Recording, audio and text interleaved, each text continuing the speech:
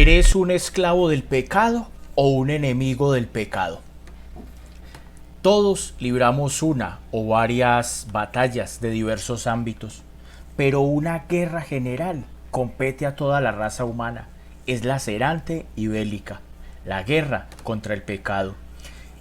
Un enemigo acérrimo, destructor de la raza humana y el causante de convertirnos en enemigos de Dios. Hay tres posiciones a mencionar. Primero, los que ni siquiera saben de esta terrible batalla y reciben toda su embestida y colisión frontal. Segundo, los que saben su existencia y consecuencias, pero lo combaten solo en sus propias fuerzas. Tercero, los que conocen al único que venció a Satanás, la muerte y el pecado, y acuden a él por cuidado, ayuda y defensa. Él es quien les da su Espíritu Santo y sabiduría para enfrentar sus acechanzas día a día. Esto a saber, Cristo Jesús. En el libro de Romanos capítulo 6, verso 12 al 13 dice: No reine pues el pecado en vuestro cuerpo mortal, de modo que lo obedezcáis en sus concupiscencias, ni tampoco presentéis vuestros miembros al pecado como instrumentos de iniquidad, sino presentaos vosotros mismos a Dios como vivos de entre los muertos, y vuestros miembros a Dios como instrumentos de justicia.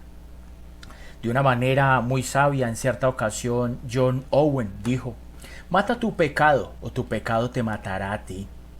Tu deseo por el pecado te arrastra como un esclavo para satisfacer sus deseos, recibiendo toda culpabilidad y daños terribles. Permíteme mencionar al menos 4 consecuencias. El primero es que tu pecado endurece tu corazón. Hebreos capítulo 3, versos del 12 al 13 dice: Mirad, hermanos, que no haya en ninguno de vosotros corazón malo de incredulidad para apartarse del Dios vivo. Antes bien, exhortando los unos a los otros cada día, entre tanto que dure lo que se llama hoy, para que ninguno de vosotros se endurezca por el engaño del pecado.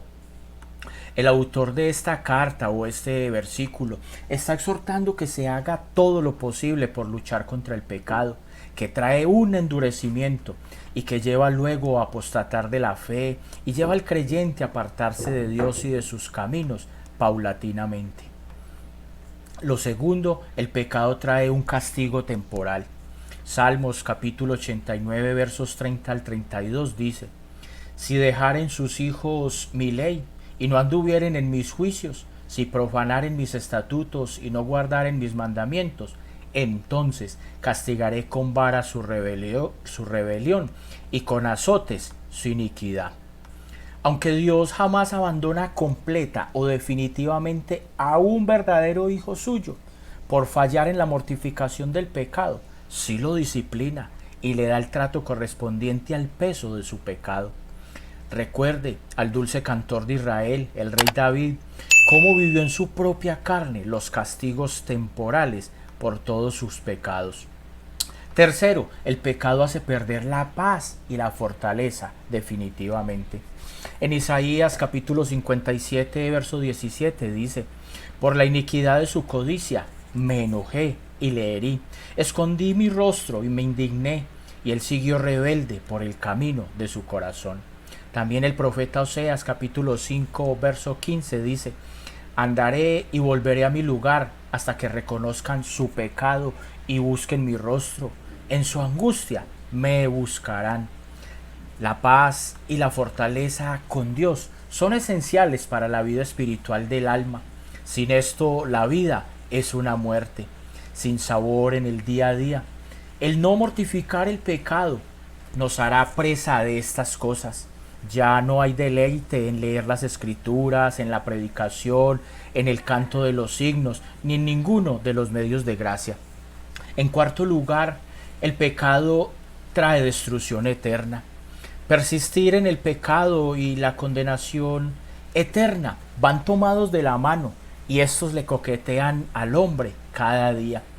Donde entra en acción en esta ocasión deben ser los predicadores incansables del Evangelio, los que por amor a las almas que van rumbo al juicio eterno predican el Evangelio de la salvación. aunque siendo rechazados por la ceguera de los caminantes a este destino.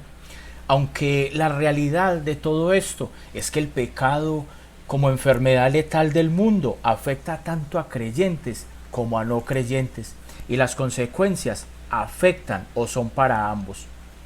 La diferencia radica en que unos pecan sin temor a las consecuencias, por el corazón endurecido, y aunque adquiriendo un conocimiento de la realidad del mismo, son esclavos de él, sujetos a su voluntad, y no pueden escapar del pecado por sí mismo. Son esclavos del pecado. Solamente bajo el señorío de Cristo, sometidos a su voluntad y gobierno, habiendo huido de la esclavitud del maligno, dejamos de ser esclavos del pecado para convertirnos en enemigos del pecado. Y hasta ya es un cambio de posición, una ventaja. Ya dejamos de ser esclavos para convertirnos en enemigos, con todas las armas espirituales, con todo el poder del que venció la muerte y el pecado a nuestro favor. Amigo, te lo suplico, te lo pido de manera imperante, corre a Cristo, reconcíliate. Él te llama, Él quiere ser tu Señor y tu Salvador.